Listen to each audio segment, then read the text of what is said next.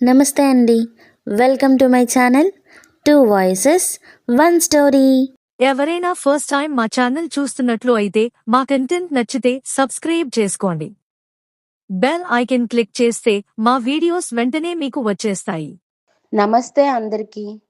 మన జీవితాల్లో వచ్చే అన్ని విఘ్నాలు, కష్టాలు తొలగించి సుఖశాంతులు ప్రసాదించే విఘ్నేశ్వరుని కోసం ఆచరించే పవిత్రమైన వ్రతం సంకష్టహర చతుర్థి.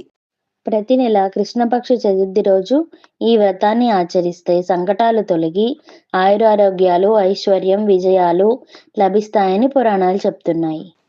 ఈ రోజున ఉపవాసం ఉండి చంద్రోదయం తర్వాత గణపతిని పూజించి వ్రతకథని వినడం ఆచారం. ఈ వీడియోలో సంకష్టహర చతుర్థి మహత్యం గురించి తెలుసుకుందాం. గణపతికి సంబంధించిన ఈ చతుర్థిన చేసే వ్రతాన్నే సంకటహర చతుర్థి అంటారు. ప్రతి నెల కృష్ణపక్షంలో అంటే పౌర్ణమి తర్వాత 3-4 రోజుల్లో చవితి వస్తుంది. ప్రదోషకాలంలో చవితి ఎప్పుడొస్తుందో ఆ రోజున సంకష్టహర చవితిగా లెక్కలోకి తీసుకోవాలి. ప్రదోషకాలం అంటే సూర్యాస్తమయం అని అర్థం. 2 రోజులు ప్రదోష సమయంలో చవితి ఉండడం సాధారణంగా జరగదు. ఒకవేళ ఎప్పుడైనా అలా జరిగితే 2వ రోజున సంకష్టహర చవితిగా తెలుసుకోవాలి. సాధారణంగా క్యాలెండర్లలోనూ పంచాంగాల్లోనూ సంకష్టహర చతుర్థి అని రాసి ఉంటుంది. ఈ వ్రతం నియమంగా నిష్ఠగా ఆచరిస్తే జరగని పనంటూ ఉండదు. ఈ వ్రతాన్ని 12 లేదా 21 నెలలు ఆచరిస్తారు. ఈ సంకష్టహర వ్రతాన్ని చవితి రోజు ప్రారంభించాలి. ప్రారంభించే రోజున స్నానానంతరం గణపతిని పూజించాలి. తర్వాత ఎరుపు లేదా తెలుపు జాకెట్ పీసెస్ కానీ, సుమారు 1/2 మీటర్ చదరంగా ఉండే ఎరుపు లేదా తెలుపు రంగు కాటన్ గుడ్డని కానీ తీసుకోవాలి. ఆ కాటన్ క్లాత్‌ని గణపతి ముందుంచి దానికి పసుపు పెట్టి చిటికెడు కుంకుమ వేసి స్వామిని తలుచుకొని మనసులోని కోరిక మనసారా స్వామికి చెప్పి 3 దోసిళ్ళు బియ్యాన్ని అందులో పొయ్యాలి. ఆ తర్వాత 2 ఎండు ఖర్జూరాలు, 2 వక్కలు దక్షిణ ఉంచి ఆ బియ్యంలో వెయ్యాలి. అనుకున్న కోరికని తలుచుకొని మూట కట్టాలి. ఆ మూటని స్వామి ముందు ఉంచి ధూపం వెలిగించి టెంకాయ లేదా పండ్లు నివేదించాలి. ఏదైనా గణపతి ఆలయానికి వెళ్ళి 3 లేదా 11 లేదా 21 సార్లు ప్రదక్షిణ చేయాలి. వీలైనంత వరకు గణపతికి ఇష్టమైన గరిక వంటి వాటిని సమర్పించాలి. ఆలయానికి వెళ్ళలేకపోతే ఇంట్లో అయినా ప్రదక్షిణలు చేయాలి. శారీరకంగాను మానసికంగాను స్వామికి ఎంత సేవ చేశామనేదే ముఖ్యం. అంతేగాని ఎన్ని టెంకాయలు సమర్పించాం, ఎన్ని పండ్లు నివేదించాం అనేది మాత్రం ముఖ్యం కాదు. సూర్యాస్తమయమైన తరువాత స్నానం చేసి దీపం వెలిగించి స్వామికి పూజ చేసి సాయంత్రం వరకు ఉడికించిన ఆహారం, ఉప్పు కలిసిన పదార్థాలు తినకూడదు. పాలు, పళ్ళు, పచ్చి కూరగాయలు తినొచ్చు సాయంత్రం దాకా. అనుకున్న కాలం పూర్తయ్యే వరకు ఇలా ప్రతి సంకటహర చవితికి చేయాలి. చంద్ర దర్శనం లేదా నక్షత్ర దర్శనం చేసి చంద్రానికి అగరబత్తి, దీపం, నైవేద్యం సమర్పించి మామూలుగా భోజనం చేయాలి. నియమం పూర్తి అయ్యాక ముడుపు కట్టిన బియ్యంతో పొంగలి చేసి స్వామికి నివేదన చేయాలి. ఆ ప్రసాదాన్ని సాయంత్రం తినాలి. ఈ వ్రతం వల్ల మన కోరికల్లో న్యాయం ఉంటే ఖచ్చితంగా తీరుతుంది. దానికి ఉన్న ఆటంకాలు తొలగి శీఘ్రంగా పని జరుగుతుంది. ఈ పూజా క్రమం మొత్తం చెయ్యడం కష్టమని అనుకునేవారు ఉపవాసం చేసి సంకటనాశన గణేశ స్తోత్రం చదివి దగ్గరలోని గణపతి ఆలయానికి వెళ్ళి దర్శనం చేసుకున్నా సరిపోతుంది.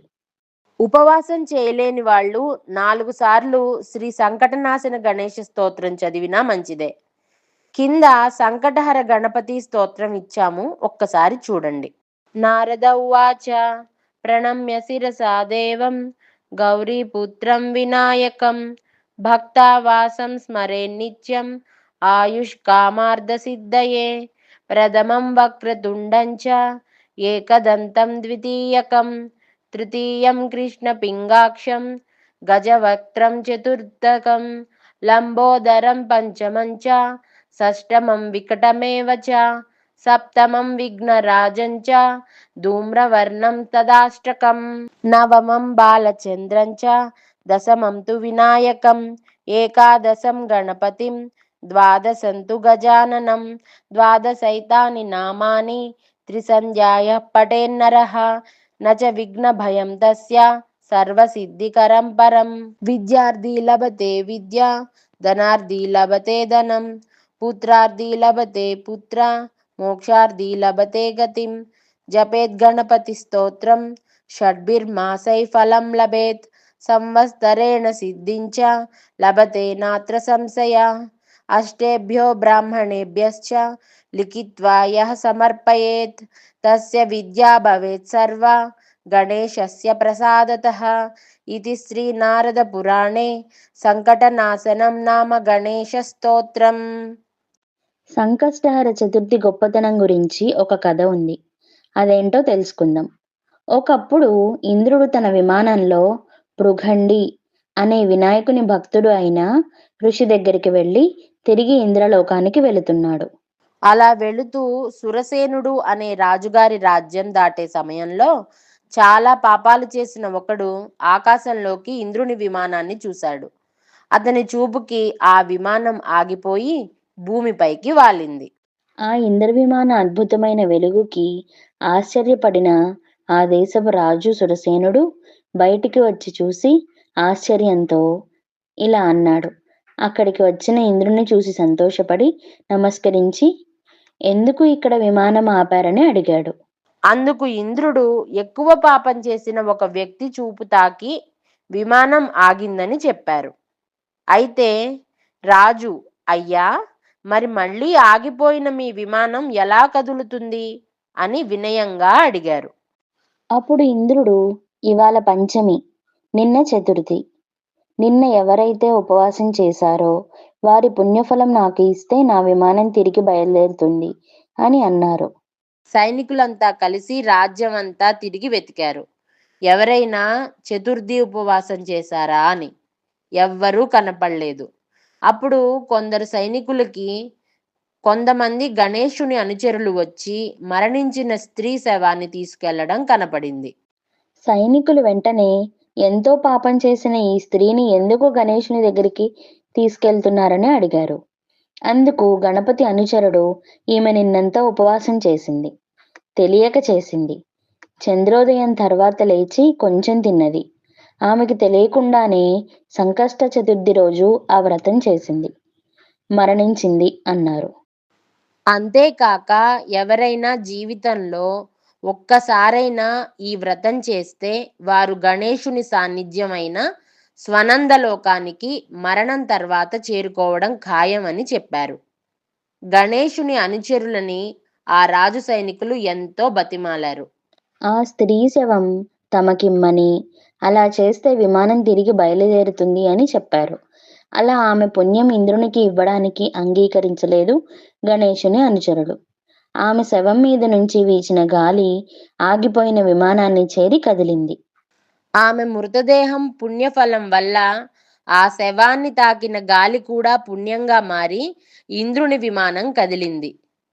ఈ కథ సంకష్టహర చవితి ప్రాముఖ్యత, ఆధ్యాత్మిక విలువలతో పాటు సంకష్టహర చవితి ఉపవాసం మొదలైన విషయాలను తెలియజేస్తుంది. వినాయకుని భక్తులందరి దృష్టిలో ఈ వ్రతం చేయడం వల్ల చాలా పుణ్యం పొందుతారని ఆశ కలిగిస్తుంది. ఈ వ్రతాన్ని ఆచరించిన వారు చివరికి గణేశుని లోకం స్వనందకి వెళతారని, గణేశుని చేరుతారనే ఆనందం కలిగిస్తుంది. ఇదండి సంకష్టహర గణపతి వ్రతం గురించి మాకు తెలిసినంత వరకు మీకు అందించాం. మా వీడియో చూసి ఆదరిస్తారని కోరుకుంటూ మరో మంచి వీడియోతో మీ ముందుకు వస్తాం.